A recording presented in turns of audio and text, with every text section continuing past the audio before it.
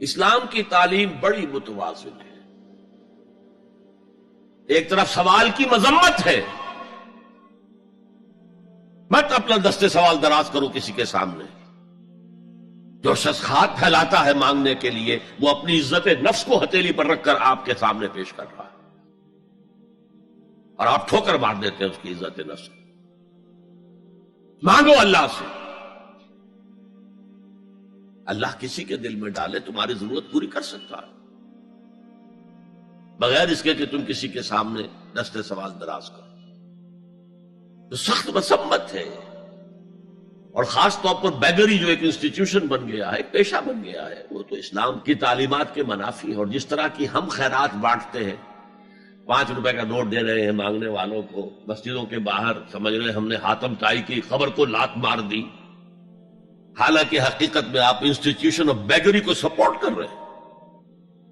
کسی ایک کو لے لو، آؤ چلو مجھے اپنا گھر دکھاؤ، مجھے بتاؤ تم واقعی اس قابل ہو یا نہیں ہو، اور پھر اس کی مدد کریں، لمسم کریں. پھر وہ 5 روپے نہیں ایسی دیں کہ وہ کچھ اپنے پاؤں پر کھڑا ہو سکے. میں نے 1 روپیہ نہیں کہا، یہ کہ 1 روپیہ تو اب کوئی شے نہیں رہی، لیکن یہ کہ 5 روپے کا نوٹ بھی آپ نے تقسیم کرنے شروع کر دیے، یہ کیا ہے؟ والسائلین وفی الرقاب. لیکن دوسری طرف سائل کو جھڑکنا نہیں ہے. اما السائل فلا تنہر، جھڑکو نہیں. اچھا بھائی نہیں، معاف کرو، میرے پاس اس وقت آپ کی مدد کے لیے کچھ نہیں ہے، میں کچھ نہیں کر سکتا. تو ان دونوں کے درمیان اصل میں معاملہ ہونا چاہیے. بلکہ یہاں تک بھی فرمایا سائل کو ضرور دو، چاہے وہ گھوڑے پر سوار ہو کر تمہارے دروازے پہ آیا. کیا پتا اس کی واقعی الجھن کیا ہے. تو سوال کی مذمت اور سائل کو جھڑکنے کی ممانعت. حتی الامکان خالی ہاتھ نہ لوٹاؤ، اس نے اپنی عزت نفس اپنی ہتھیلی پر رکھ کر تمہاری سامنے پیش کر دیا، اسے ٹھوکر نہ مارو. لیکن جیسا کہ میں نے عرض کیا، یہ انسٹیٹیوشن آف بیگری جو ہے یہ ایک علیحدہ شے ہے، بالکل اس کا اس سے کوئی تعلق نہ سمجھیے. وفی الرقاب، رقاب جمع ہے رقبہ، گردن. فک رقبۃ او اطعام فی یوم ذی مسغبۃ یتیما ذا مقربۃ او مسکینا ذا متربہ. فک رقبۃ، کسی کی گردن چھڑا دینا.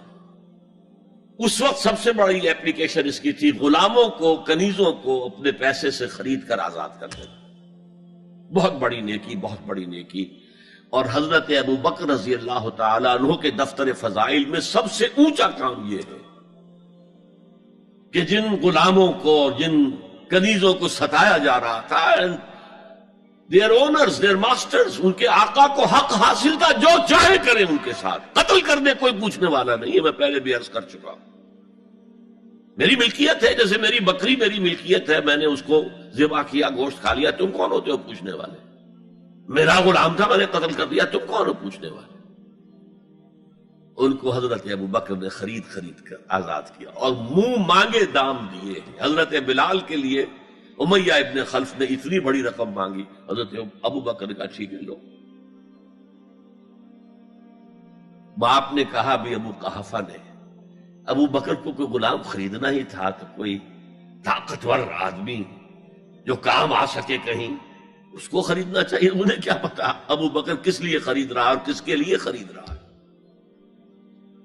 آج کے دور میں اس کی اپلیکیشن ہوگی. کوئی شخص جو ہے اگر قرض میں اس طرح جکڑا جائے کہ لاکھ ہاتھ پاؤں مارے نکل نہیں سکتا، اس کو کوئی لمپ سم مدد دے کر اس قابل کیا جائے کہ وہ پھر اپنے پاؤں پر کھڑا ہو جائے. یہ نہیں کہ اسے آپ ہر مہینے کچھ رقم دیتے رہے مینٹیننس کے لیے، نہیں، اس سے تو وہ اسی پوزیشن میں رہے گا. یہ بعض مائنورٹی کمیونٹیز کے اندر یہ معاملہ موجود ہے. کوئی بھائی اگر گر گیا ہے کاروبار میں تو اس کی پھر ایسی مدد کی جائے کہ وہ پھر آپ کی صف میں آ کر کھڑا ہو جائے. Respectable members of your community وہ اس شکل میں پہنچ جائے. یہ بھی فک و رقبتن اس کی ذیل میں آج کل آئے گا. اب اس کے بعد آیا وَأَقَامَ الصَّلَاةَ وَآتَى الزَّكَاةَ. یہ دو کیا ہیں؟ یہ عبادات کی شکل میں دو ستون ہیں جو ان دو چیزوں کو سپورٹ کرتے ہیں جو اب تک بیان ہوئی ہیں. ایمان کو تازہ رکھنے کے لیے نماز قائم کرو. ہر نماز ایمان کی تجدید ہے. اقیم الصلاۃ لذکری، نماز قائم کرو میری یاد کے لیے. اپنا عہد اللہ کے ساتھ تازہ کرو. ایاک نعبد و ایاک نستعین، اے اللہ ہم تیری ہی بندگی کرتے ہیں اور کرتے رہیں گے، تجھ ہی سے مدد مانگتے ہیں اور مانگتے رہیں گے.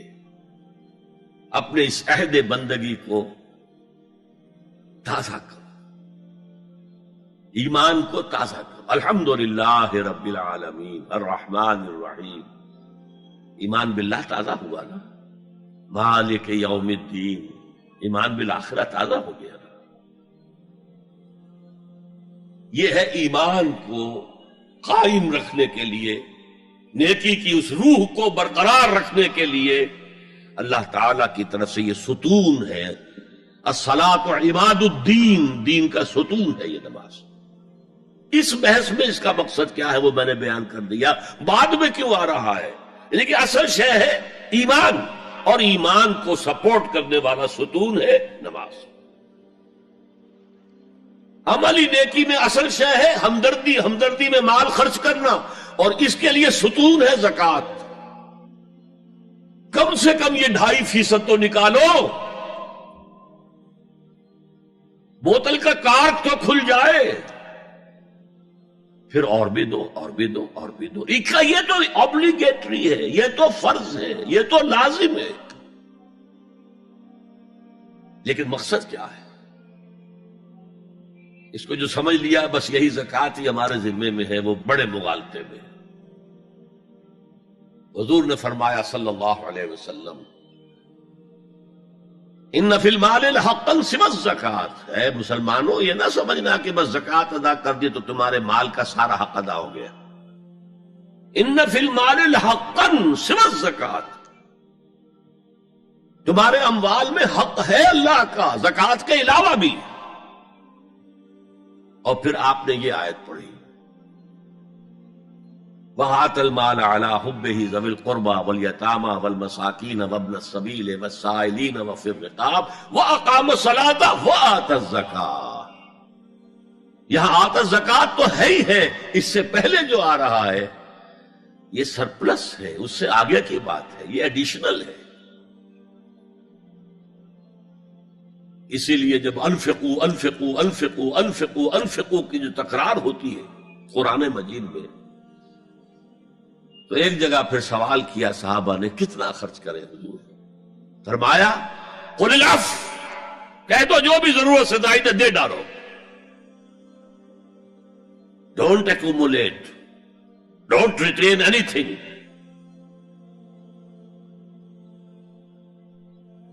ایک بات آپ سے کہوں، آپ کچھ چونک جائیں گے. حضور نے کبھی زکوٰۃ دی؟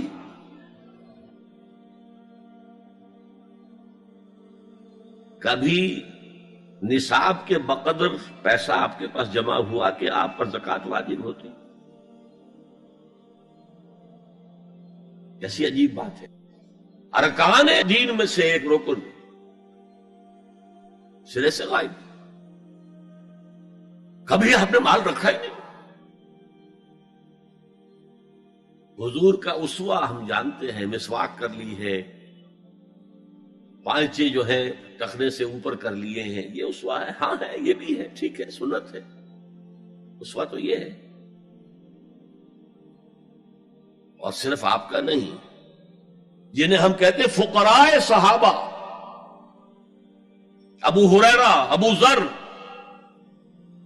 سلمان فارسی، علی رضی اللہ تعالی عنہ اجمعین، یہ فقراء صحابہ میں سے تھے. کبھی کچھ نہیں رکھا اپنے پاس.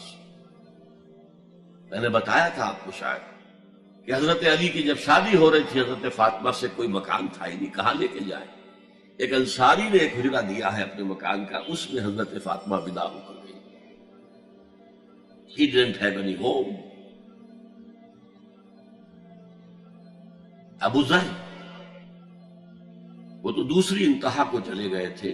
قانون یہی ہے، حلال سے کماؤ، اگر ایک حد سے آگے بڑھ جائے تو زکات دے دو، باقی تمہارے اختیار میں ہے، دینا چاہو دو، نہ دینا چاہو رکھو اپنے پاس. قانون اس سے زیادہ آپ کو پابند نہیں کرے گا. کبھی بھی آپ نے جبر نہیں کیا، ایمرجنسی میں بھی جبر نہیں کیا. ایک واقعہ آتا ہے کہ حضور کو کئی وقت کا فاقہ تھا. تھوڑی دیر کے بعد حضرت ابو بکر آئے، آپ نے چہرے سے پہچان لیا کہ فاقے سے. پھر حضرت عمر آئے، پہچان لیا کہ فاقے سے. شاید حضور خود اپنے لیے نہ اٹھتے نہ جاتے، اپنے دونوں ساتھیوں کو لے کر ایک انصاری کے باغ میں پہنچ گئے. انصاری کی عید ہو گئی، فوراً لا کر اس نے کچھ کھجوریں کچھ انگوروں کے گوشے رکھے. اس کے بعد وہ دوڑا چھری لے کر کسی جانور کو ذبح کرنے کے لیے. یہ ساری تفسیریں میں کیا بتا رہا ہوں. مال یہ نہیں تھا کہ مدینے میں سبھی فاقے سے تھے، موجود تھے جن کے پاس مال تھا، لیکن جبرن آپ نے کسی سے کچھ نہیں لیا. جب وہ چھری لے کر چلا، فرمایا دیکھنا کسی دودھ والے جانور کو نہ ذبح کرنا.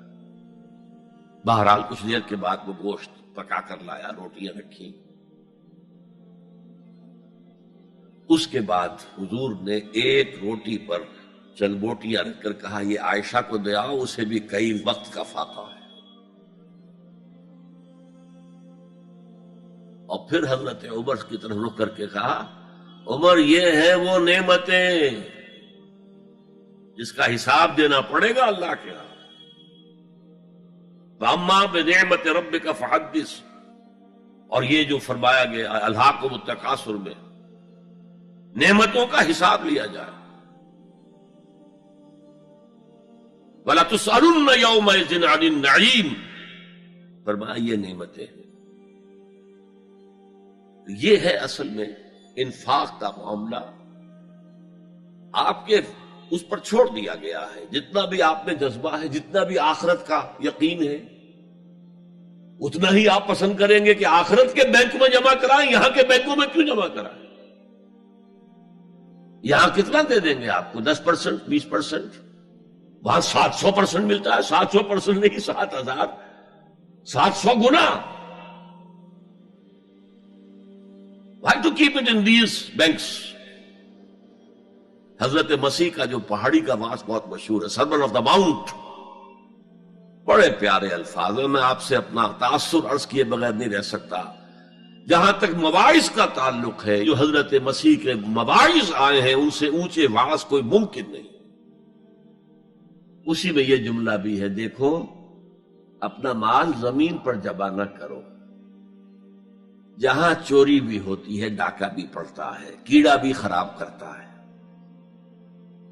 آسمان پر جمع کرو جہاں نہ چوری کا اندیشہ، نہ ڈاکے کا خوف، نہ کیڑا خراب کر سکے.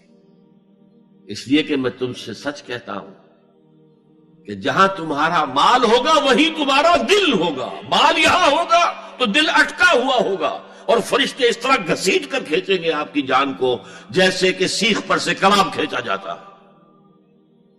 اور اگر دل وہاں لگا ہوا ہے جس کے لاکھوں کروڑوں ڈالر سوئس بینکس میں جمع ہیں، اسے کہا جائے نکل جاؤ پاکستان سے، اسے کوئی تکلیف ہوگی؟